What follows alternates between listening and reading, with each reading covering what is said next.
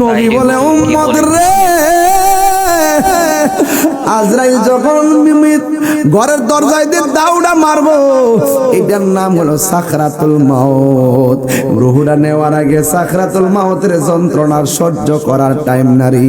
ওই মুহূর্তে শয়তান আসবে ঈমান নেওয়ার জন্যে, আজরাইল আসবে জানটা নেওয়ার জন্যে।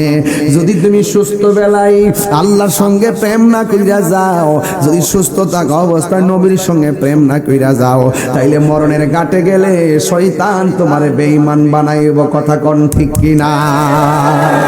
ডানে পানি বামে পানি, সামনে পানি পিছনে পানি। ইয়া নাফসি ইয়া নাফসি ইয়া নাফসি, এমন ভাবে কাঁদবে গো, দুনিয়ার ভাই তার বাইরে পরিচয় দেওয়ার সুযোগ নাই, সন্তান মারে পরিচয় দেওয়ার সুযোগ নাই। বন্ধুরে বন্ধুরে বন্ধুরে ও বন্ধু, ও আমার হিয়ালারা বাবা, হায়াতের মালিক কে? আল্লাহ কয় বান্দার চেহারাটা আমি আল্লাহ নিজের হাতে বানাবো।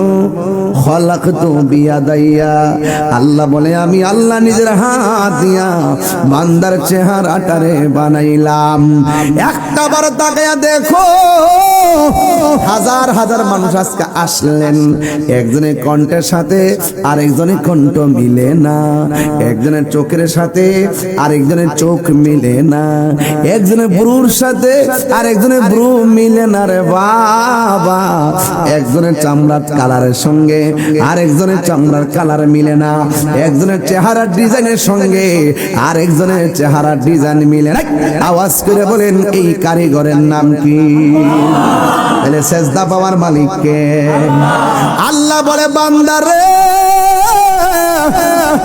আমি আল্লাহ গলা থেকে তালু পর্যন্ত এই জায়গাটা বানাইয়া 11টা জবান দিছি, জবান দিয়া তুই আল্লাহর নাম ডাকবি। আল্লাহ বাসে বাগানে বা গুরুস্থানে হয়তো দিবে মোরে কবর, বাসে বাগানে বা গুরুস্থানে